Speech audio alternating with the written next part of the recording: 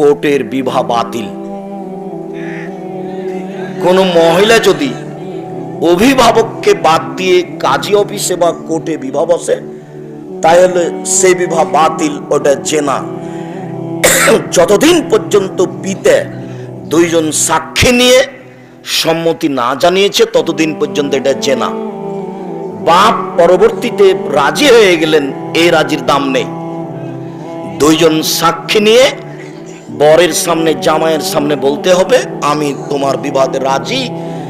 এই যে দুইজন সাক্ষী, 10 ছেলের মা হলো, তাকে এটা বলতে হবে। তাছাড়া যত সন্তান হচ্ছে সব অবৈধ।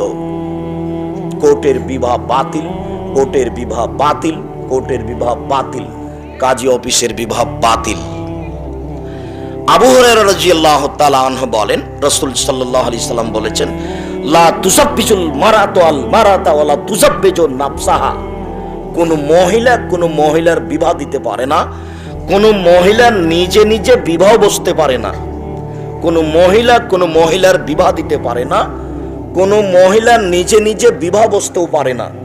কি করে ফুফু বলতে পারেন, কি করে খালা বলতে পারেন যে তোর বাপ তো রাজি হবে না, তুই চলেই, আমি তোর বিবাহ দিয়ে দিচ্ছি। কখন কখন যে ফুফু বেটা ছেলা হয়ে গেছে তা বুঝতে পারলাম না।